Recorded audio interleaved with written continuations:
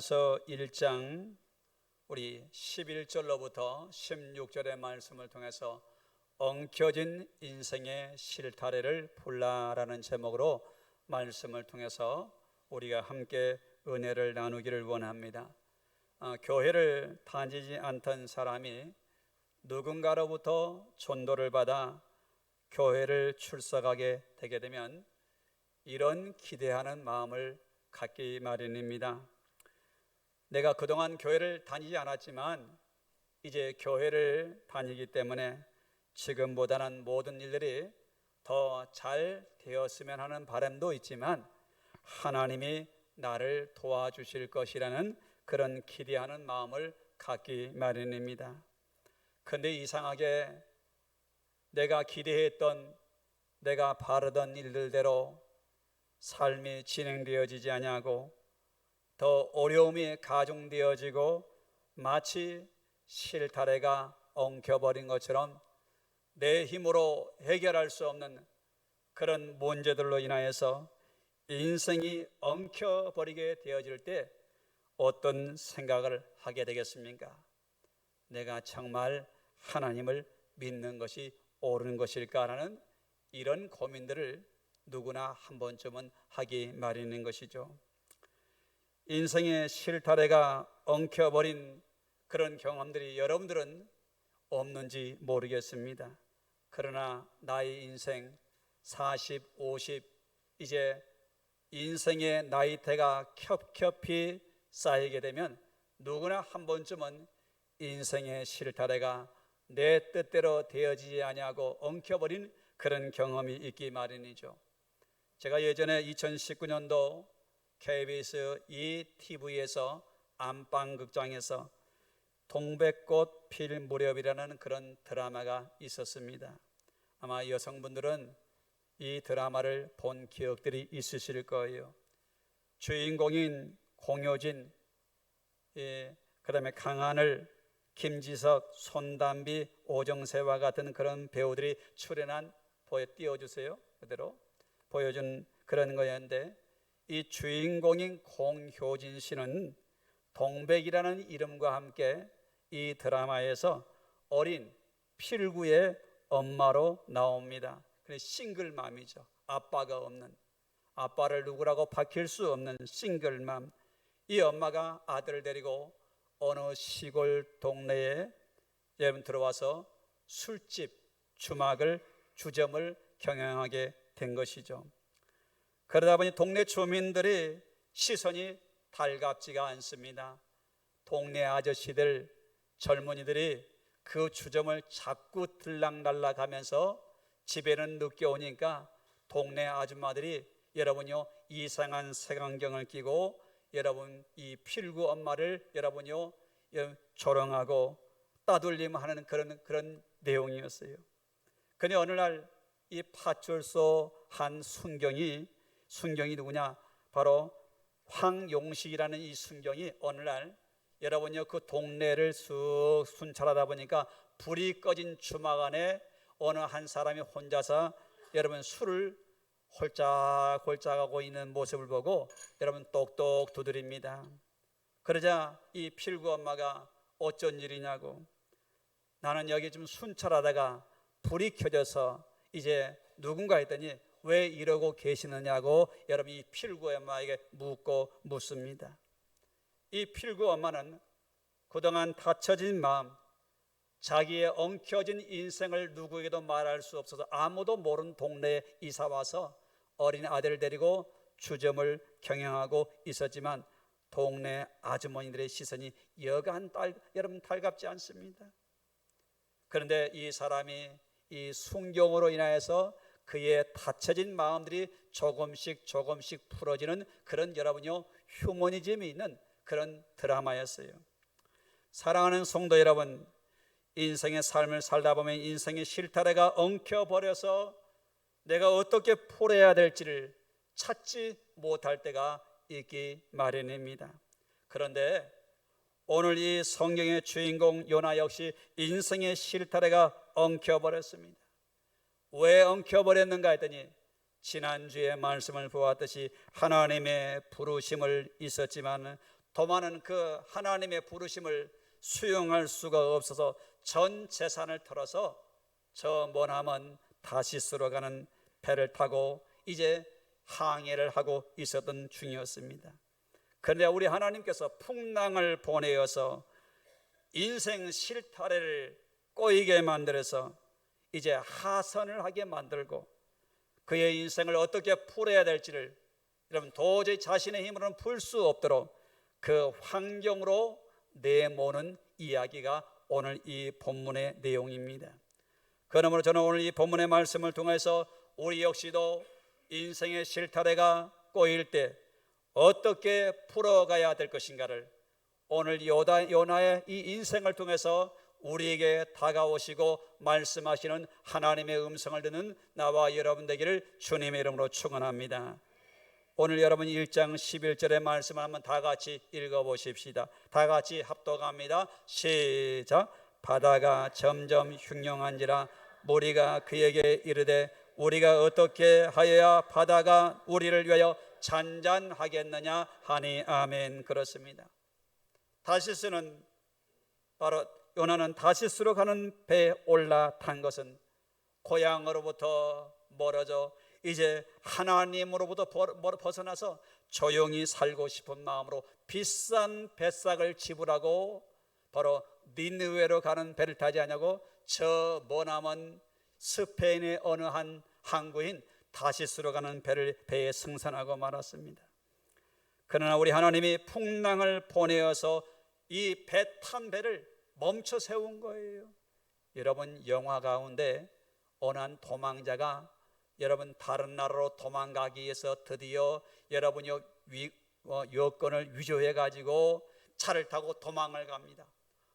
그런데 검문소에서 이제 이 검문소만 통과하면 나는 드디어 자유로운 몸이다라고 마음 푹 놓고 잠을 자고 있는데 여러분 한 경찰관이 올라가지고 검문한데 많은 사람들 가운데 하필이면 당신 여권 좀 봅시다.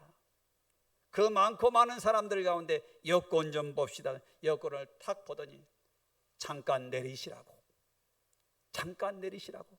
여러분 그런 영화 보신 적이 있습니까? 어떻습니까? 내가 같이 보면서도 마음이 떨리죠. 잡히면 안 되는데.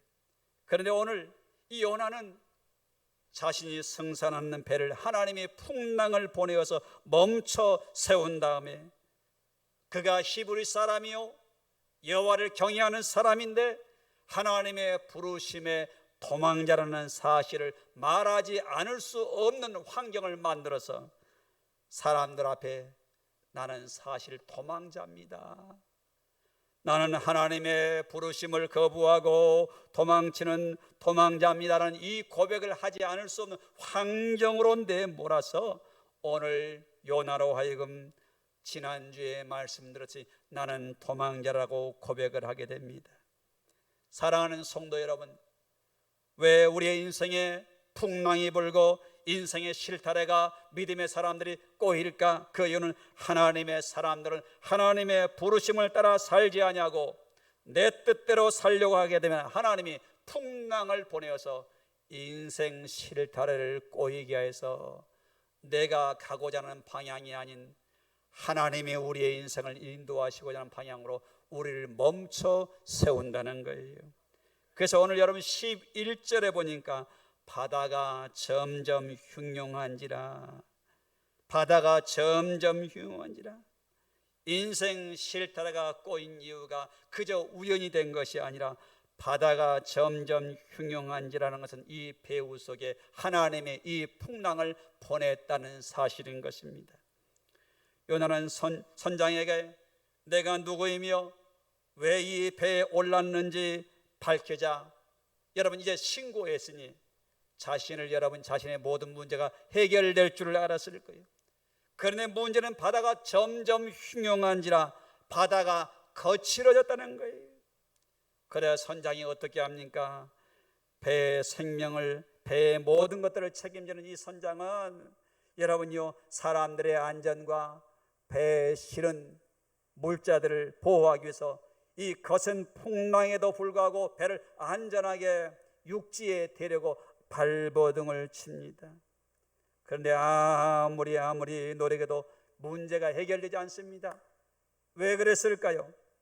그들은 아무리 요나가 도망자라고 얘기했지만 아무리 그래도 요나가 믿는 그 히브리의 하나님이 이 풍랑을 일으켰다고는 여겨지고 믿어질 수가 없었기 때문에 그들은 인간의 힘으로 하나님이 불기한 이 재앙을 피해 보려고 발버둥을 쳤지만 여러분 속수무책입니다. 점점점 파도가 더 흉흉해지자. 이럴 때 여러분 방법이 무엇일까요? 하나가 있습니다. 그것은 바로 우리의 인생에도 인생 풍랑이 불어서 인생 실타래가 꼬여서 내 마음대로 해결할 수 없는 어려운 문제를 만났을 때 하나님의 사람들이 기억해야 할 것이 있습니다. 그것은 바로 나를 내려놓는 것이죠. 내 인생의 실타래가 엉겼는데 이 일에 하나님이 간섭하고 있다고 여겨질 때는요, 나를 내려놓아야 돼요. 근데 대부분의 사람들은 이 인생의 실타래를 꼬여서 하나님이 부르신다는 사실을 처음부터 알까요? 잘 못 깨달은다는 거예요. 그런데 오늘 요나는 이 사실을 이 풍랑을 통해서 깨닫게 되었기에 그가 고백합니다. 12절 말씀을 우리 다 같이 큰 목소리로 합독합니다. 시작. 그가 대답하되 나를 들어 바다에 던지라. 그리하면 바다가 너희를 위하여 잔잔하리라. 너희가 이 큰 폭풍을 만난 것이 나 때문인 줄을 내가 아노라. 아직 이 사람들은 이 풍랑이 여호와 하나님이 보냈다는 사실을 모릅니다마는 아는 사람은 누구예요? 요나 한 사람은 알고 있어요. 이 폭풍은 나 때문에 일어난 겁니다. 그렇습니다. 요나는 내가 발버둥을 쳐도 소용없다는 사실을 알고 나를 바다에 던지라라고 말하는 것은 내가 살고 죽는 것이 내 노력으로 되어지는 것이 아니라 하나님의 손에 달려있다는 사실을 알고 나를 내려놓습니다. 그렇습니다. 이 풍랑은 나 때문입니다. 나 때문입니다. 사랑하는 성도 여러분, 때때로 인생의 실타래를 엉킬 때 하나님의 사람들이 알아야 할 것이 있습니다. 내가 아무리 용을 써도 아무리 내가 발버둥을 쳐도 꼼짝 달싹할 수 없고 앞으로도 갈 수 없고 옆으로도 갈 수 없는 그런 상황을 만나게 될 때 하나님의 사람들이 기억해야 할 것이 있습니다. 내가 살고 죽는 것이 하나님의 손에 달려있다. 할렐루야, 할렐루야. 우리 한번 읽어봅시다. 시작. 내가 살고 죽는 것이 주의 손에 달려있음을 알고 맡기는 것이 중요하다. 그렇습니다. 그런데 이걸 처음부터 깨달으면 좋은데 사람들은 이런 믿음을 갖기가 어려워요. 언제 그럴까요? 인생의 실타래가 엉키기 전에 이 사실을 못 깨달아요. 저도 그랬어요. 저도 인생의 실타래가 꼬여가지고 죽지도 못하고 살지도 못하는, 여러분 그런 가운데 고통을 겪어봤습니까? 저는 죽지도 못하고 살지도 못하는데 고통은 너무너무 고통스러워요. 제가 옛날에 다쳐가지고 병원에 누워있는데 이러지도 못하고 저러지도 못하고, 근데 오후 4시만 되면 병원에서 제 몸에 바이러스가 들어가서 이 바이러스가 무슨 이유인지 모르는데 고열이 40도까지 올라가는, 그냥 죽는 거예요. 여러분 열이 고열에 올라가면 뇌가요 망가진대요. 그러니까 얼음 주머니를 갖다가 내 몸에다가 대놓고 얼마나 열이 나는지 막 이 철제 여러분 침대가요 다다다다다다 떨리는 거예요. 누워있는데 그냥 떨어. 얼마나 오후 4시만 되면 떨어요. 의사들은 이유를 모릅니다. 이유를 몰라. 차라리 나를 데려가시지. 왜 하나님은 나에게 이런 고통을 줄까? 저 역시도 인생의 풍랑을 만나서 인생 실타래가 꼬이니까 그런 절규를 했던 그런 적이 있습니다. 여러분, 그런데 인생의 실타래가 꼬일 때 반드시 해야 두 가지를 점검해야 돼요. 뭘 점검하느냐? 인생 실타래가 엉킬 때 반드시 자신을 돌아봐야 돼. 뭘 해야 되냐? 첫째로는요, 하나님과의 관계에서 잘못된 부분이 없는지 살피는 지혜가 필요해요. 두 번째로는 엉클어진 실타래는 푸는 원리가 하나님께로 돌이키는 것이고, 돌이키면 하나님이 그때부터 회복하신다는 사실을 기억하시는 여러분 되기를 주님의 이름으로 축원합니다. 그렇습니다. 여기 한번 읽어보십시다. 시작. 하나님과의 관계에서 잘못된 부분이 없는지 살피는 지혜가 필요하다. 엉클어진 실타래를 푸는 원리는 하나님께로 돌이키는 것이다. 회복은 이때부터 시작된다. 할렐루야. 그렇습니다. 이때부터 시작되는 거예요. 저는 이걸 몰랐어요. 왜 하나님 그렇습니까? 근데 오늘 요나가 드디어 뭐라고 하면 나를 바다에 던지십시오. 요나는 지금의 상황이 나 때문에 풍랑이 일어났으며 그 범인이 바로 나라는 사실을 고백할 수밖에, 얼마나 부끄럽겠습니까? 그러나 하나님은요, 돌이키는 사람에게 기회를 주시고 돌이키는 사람에게 은혜를 베푸셔서 다시 회복할 수 있는 은혜를 주시는 줄로 믿으시기를 바랍니다. 그러므로 믿음의 여정에서 풍랑을 만났을 때 우리 성도는 자신에게 이 풍랑 속에 내게 다가오시는 주님을 바라볼 수 있어야 돼요. 어떤 사람에게는요, 질병을 통해서 건강을 앗아갈 때가 있습니다. 저는 그저께, 어저께, 오늘 굉장히 힘들었어요. 왜냐하면 흔히들 옛날 어른들이 날구지 한다고 그러잖아요. 날구지를 얼마나 하는지 혈액순환이 안 되는 거예요. 이 사고 후유증으로 몸에 혈액순환이 안 되니까 그냥 밤에 잠을 잘 수가 없어요. 막 종아리가 막 땡땡하게요. 막 굳어. 어깨도 굳고. 옛날에는 아내한테 여보 어깨 좀 주물러줘. 요즘엔 다행히 제가 어깨 주물러주고 대신 뭘 하나 샀어요. 그걸 사가지고 제가 합니다. 여러분, 질병을 통해 하나님의 건강을 가져가실 때가 있고, 때로는 재산을 잃게 할 때도 있고, 내가 사랑했던 사람이 내 곁을 떠나가는 아픔을 경험하게 할 때 우리 사람들은 뭘 느낍니까?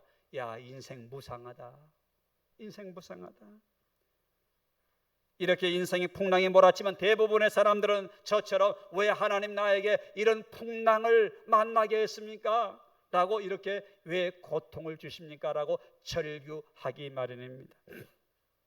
그런데 이 물음 앞에 참 답을 주는 좋은 글이 있어요. 제가 이분의 책을 참 좋아하는데, 필립 얀시라는 기독교 문학가요, 글에서는 참 좋은 글을 많이 써요. 이분이 쓴 책은요, 고통이라는 이분이 쓴 책에 보니까 이런 내용이 나옵니다. 우리 한번 띄워줄래요? 제가 먼저 읽을게요. 우리가 하나님과의 관계를 맺을 자유를 갖게 한 고통과 함께 존재할 수 밖에 없다. 그 이유는 하나님은 우리의 고통에 무관하지 않으며 오히려 고통을 통해 하나님을 알게 하시는 은혜의 수단이 되게 하신다. 할렐루야. 한번 우리 읽어봅시다. 시작. 우리가 하나님과의 관계를 맺을 자유를 갖게 한 고통도 함께 존재할 수밖에 없다. 그 이유는 하나님은 우리의 고통에 무관하지 않으며 오히려 고통을 통해 하나님을 알게 하시는 은혜의 수단이 되게 한다. 이렇게 말을 해요. 그러므로 우리는 고통에 처할 때 왜 고통을 주셨습니까? 왜 고통을 주었느냐고 묻기보다는 오히려 이 고통을 통해서 우리에게 다가오시고 말씀하시는 하나님의 음성을 듣는 나와 여러분 되기를 주님의 이름으로 축원합니다. 분명히 요나는요, 제비를 뽑았을 때, 자신이 뽑혔을 때 올 것이 왔구나, 야, 내가 하나님 눈을 피해서 도망가지만 피할 것이 없구나, 이런 정도의 생각을 했을지 모릅니다. 그런데 거센 파도로 인하여서 선원마저도 다 여러분요 바다 속으로 물고기 밥이 되게 될 그런 상황이 내몰리자 요나가 마지막으로 하는 말이 있습니다. 나를 바다에 던지십시오. 나를 바다에 던지래요. 우리가 읽었지만 요나서 1장 12절, 그가 대답하되 나를 들어 바다에 던지라. 그리하면 바다가 너희를 위하여 잔잔하리라. 이 큰 풍랑을 만난 것이 나 때문이다 라고 고백을 합니다. 사랑하는 성도 여러분, 이 고백은 무슨 고백입니까? 바로 이 고백이에요. 이 큰 풍랑은 나 때문에 일어난 폭풍이므로 나를 바다에 던지십시오. 이 고백은 무슨 고백입니까? 자기 포기의 선언인 거예요. 자기 포기의 선언이죠. 그런데 참 그래도 이 선언들과 선장과 선안들이요 인간미가 있어요. 인간미가 있어요. 우리 같으면 어때요? 여러분 같으면 던져버릴 거 바로? 어떠시겠습니까? 자, 여러분, 나는 바로 던져버리겠다는 사람 한번. 올 것이 왔다. 저 같으면 바로 던져버릴지 몰라. 근데 이 사람들은요 바로 안 던져버려요. 그리고 오히려 안간힘을 씁니다. 산 사람을 바다에 던져버리면 그 사람이 수영해서 살 가망성이 있어요, 없어요? 없어요. 그러니까 이 사람들은요 못 던지는 거예요. 또 한 가지 이유가 있습니다. 왜 그랬을까? 혹시라도 우리 살자고 이 사람을 바다에 던지는 것을, 요나는 던지라고 하지만 그가 믿는 하나님이 우리의 자신들에게 화가 나가지고 오히려 복수한다면 우리도 죽을 거라는 이 두 가지 마음이 교차했던지 이들이 못 던져요. 그리고 자신들이 할 수 있는 방법을 다 동원해서 배를 안전하게 육지로 대려고 노력을 했지만 풍랑이 더 세지자 어쩔 수가 없이 이 사람들이 어떻게 합니까? 여러분, 어쩔 수 없이 바다에 던질 수밖에 없는 환경이 된 거예요. 자, 그런데 오늘 요나가요, 그래도 요나가 믿음의 사람이라 나를 바다에 던지십시오. 우리 같으면 어때요? 끝까지 저 던지지 마세요, 더 던지지 마세요, 이러고 있을 사람이 여기 한 사람은 있을지 모르겠네. 근데 요나는요 나를 던지라는 거예요. 왜요? 자기가 자기를 알거든요. 하나님의 부르심을 받은 사람들은 여러분 전적으로 하나님 앞에 순종해야 됩니다. 그럼 어떤 사람이 순종할까요? 어떤 사람이 순종할 수 있을까? 저는 첫째로 하나님 앞에 어떤 사람이 순종할까? 첫째로 하나님을 전적으로 신뢰하는 사람이다. 한번 다 같이 읽어봅시다. 시작. 하나님을 전적으로 신뢰하는 사람. 하나님은 눈에 안 보여요. 그러나 내 삶을 인도하시고 이끄시며 주장하시는 분이 살아계신 하나님이라는 이 믿음이 있는 사람은 순종합니다. 두 번째로 어떤 사람이 순종할 수 있을까요? 둘째로 자아가 깨진 사람이에요. 자아가 깨지지 않은 사람은 하나님의 뜻을 순종하지 못합니다. 그래서 이 자아가 안 깨진 사람은 인생의 연단이 많아요. 여러분 가운데 나는 예수 안에서 자아가 깨진 사람인가 스스로 돌아봐야 돼요. 하나님 말씀을 듣지만 말씀은 말씀인 거고 내가 이해하고 설득될 때만 요만큼만 나는 믿어. 이 사람은요 인생의 연단의 바람이 끝나지가 않아요. 나는 여러분들이 자아가 주의 말씀 앞에 철저히 깨져져서 주의 말씀을 따라 살아가는 믿음의 사람들이 되기를 주님의 이름으로 축원합니다. 세 번째로 어떤 사람이 순종할 수 있을까요?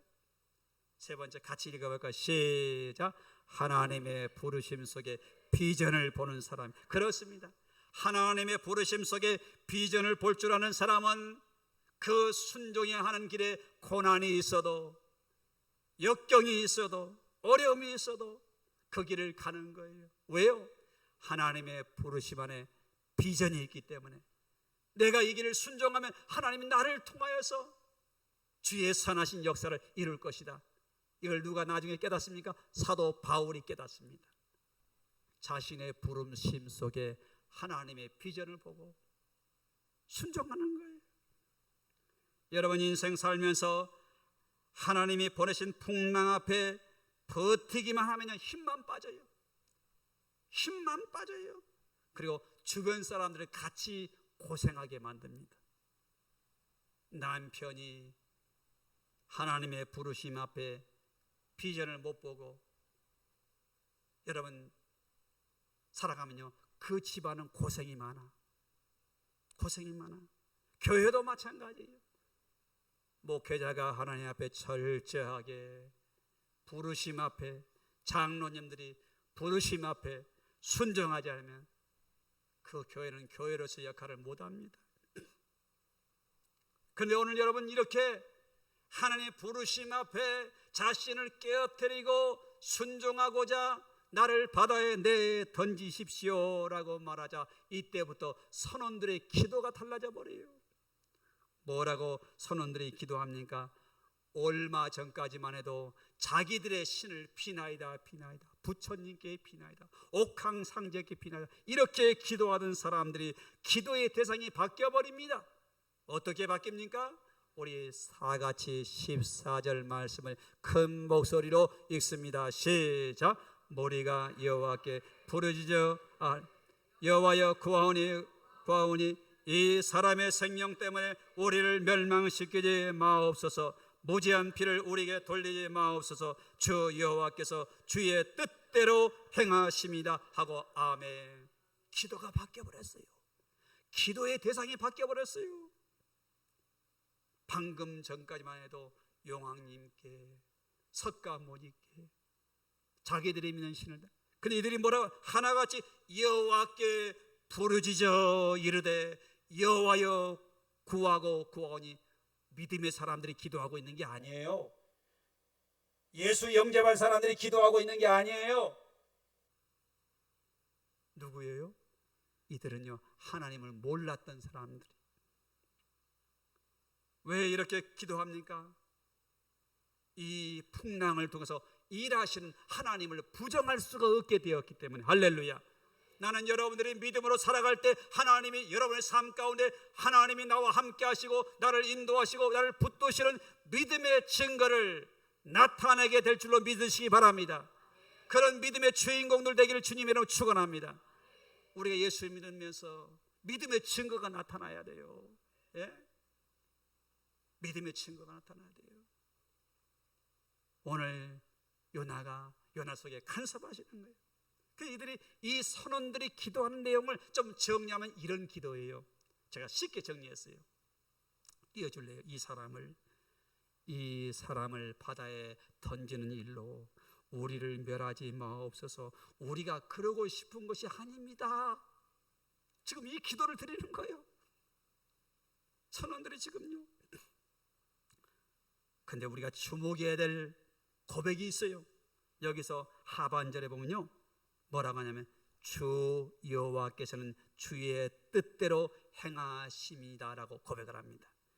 이 고백을 좀 쉽게 번역하면 이런 내용이에요. 같이 읽어봅시다. 시작. 여호와 당신은 당신이 원하신 대로 행하시는 분이시기 때문입니다. 아멘. 여호와 하나님은 당신이 원하시는 대로 행하실 수 있는, 다른 말하면 전능하신 하나님이라고 누가 고백을 해요? 이 선원들이 이 고백을 하고 있잖아요. 나는 여러분들이, 이 설교를 듣는 우리 성도들이 이 믿음을 소유하는 여러분 되기를 주님의 이름으로 축원합니다. 교회를 왔다 갔다 하는 게 중요한 게 아니에요. 진짜 이 믿음 갖고 살아야 돼. 진짜 이 믿음 갖고 살아야 돼요. 여호와 하나님 당신은 당신이 원하신 대로 행하시는 분이기 때문입니다. 얼마나 멋진 고백입니까? 얼마나 멋진 고백입니까? 그러면서 이들이 드디어 어쩔 수 없이 요나를 퐁당 던져버립니다. 15절에 보니까 요나를 들어 바다에 던짐에 바다가 뛰노는 것이 그친지라. 야, 춤을 추며 기뻐하기보다는 16절 이들이요 두려웠다. 두려워. 요나를 들어 바다에 던져 폭풍이 여러분 거짓말같이 잔잔해져 버립니다. 순식간에 잔잔해져 버립니다. 이건 무엇을 의미할까요? 이 풍랑의 원인이 자신들이 배에 태웠던 함께했던 요나 때문이며 그가 믿는 여호와 하나님께서 하늘과 땅과 바다를 다스리시는 진정한 통치자, 주권자, 왕이시라는 것을 그들이 보게 되었기 때문에 두려웠던 거예요. 여러분, 우리가 하나님을 만나면요, 하나님을 사랑의 하나님이라고도 부르지만 하나님은 공의의 하나님이라는 거예요. 공의의 하나님, 공의의 하나님. 사랑하는 여러분, 이들은 지금까지 항해를 시작할 때마다 우리로 말하면 돼지머리 놓고 고사 지내면서 선장과 함께 이번 항해 무사히 되게 해주세요. 비나이다 비나이다 북어대가리에다 절하고 돼지머리 앞에 돈 꽂고 했을 거예요. 그러나 이번 사건을 통해서 바다를 다스리신 신은 누구냐? 여호와 하나님이 바다와 풍랑과 해와 달을 주관하신 분이시는 것을 확실하게 알게 되었던 것입니다. 오늘 우리들도 하나님이요, 인생의 풍랑을 통해서 하나님은 다가오십니다. 나는 우리 청년들이 젊은 날에 이 하나님을 분명하게 만나고 그 하나님을 의지하는 사람들이 되어야 돼요. 요나가 끝까지 배 안에 버텼다면 그는 모든 사람을 위험에 빠뜨렸을 거예요. 자기 자신을 바다에 던지라는 것이 쉬운 거예요, 어려운 거예요? 여러분 같으면 그렇게 하겠어요, 안 하겠어요? 선뜻 대답이 안 나오죠. 하나님이 그렇게 몰고 가시는 거예요. 그래서 결국 이 풍랑이 잔잔해졌다는 것은 어떤 의미일까? 어떤 영적인 교훈을 줄까? 첫째로 요나의 불순종에 대한 하나님의 공의가 충족되었다는 거예요. 두 번째로는 모든 피조세계 대자연을 여호와 하나님이 다스리신 분이시라는 것을 분명하게 보여준 거예요. 셋째로는 요나의 회개를 받으셨다는 것이죠. 사랑하는 성도 여러분, 이제 말씀을 정리하려고 합니다. 요나는 하나님이 니느웨로 가서 하나님의 말씀을 전하는 그 부르심 앞에 마음이 편치 않고 들지 않아서 정반대의 길을 선택하고 도망치는 길을 선택했습니다. 그러나 하나님이 갑자기 풍랑을 보내서 불신 검문을 신뢰하겠습니다. 검문하겠습니다. 풍랑을 보내가지고, 그리고 하나님이 이 배 안에 불은 잘못된 사람이 있는데 제가 그냥 검문하지 않냐고 제비뽑기로 검문하겠습니다. 하나님이 제비뽑기로 검문을 해버렸어요. 누가 뽑혀요? 하필이면 요나가 뽑힌 거예요. 바다 한가운데서. 자, 바다 한가운데서 범죄자로 도망자로 확인되면서 하선해서 다른 차로 타고 가야 되는데 다른 배를 하나님이 다른 배를 대기 안 하고 어떻게 해버립니까? 요나를 바닷속에 던지도록 하나님이 그렇게 역사하시죠. 요나는 내 인생 꼬였구나, 내 인생 여기까지 끝이구나. 하나님 도대체 내 인생을 왜 이렇게 인도합니까? 아마 그런 생각도 많았을 거예요. 그런데 하나님은 이 풍랑을 통해서 그의 삶을 다시 교정시키고 있다는 것이죠. 이것을 통해 하나님의 부르심이 아닌 자기 뜻대로 살려고 했던 이 사람에게 인생 풍랑을 통해서 하나님이 인생의 방향을 돌려놓으신 하나님이 우리를 또 이와 같이 인도하고 계시기 때문입니다. 사랑하는 성도 여러분, 여러분들의 인생은 어떻게 항해하고 있습니까? 주님이 선장되어 내가 탄 인생의 배를 운전하고 있습니까? 아니면 나는 여전히 내가 주인 되어서 내가 가고 싶은 곳을 향해서 항해하려고 여러분요, 내 인생의 마스터 키를 내려놓지 않고 있는가? 여러분 스스로가 자기를 돌아보시기 바랍니다. 주님은 인생 풍랑 속에서 하나님이 나를 부르시고 찾고 있다는 사실을 요나는 뒤늦게야 깨닫고, 이 풍랑은 나 때문입니다, 나를 바다에 던지십시오라고 자기를 포기하는 것을 선언하자 하나님이 그의 인생을 여러분 회복시키시는 하나님의 역사를 준비하신 줄로 믿습니다. 그러므로 오늘 우리는 이 말씀을 통해서 인생 실타래가 꼬일 때, 엉킬 때 하나님이 다가오시는 그 음성 앞에 여러분 자기 포기를 선언하고 주의 말씀을 따라 살아가고자 순종하는 여러분 되기를 주님의 이름으로 축원합니다. 기도하겠습니다. 오늘 눈을 감아보세요. 사랑하는 성도 여러분, 여러분들은 인생 실타래가 여러분 어떻습니까?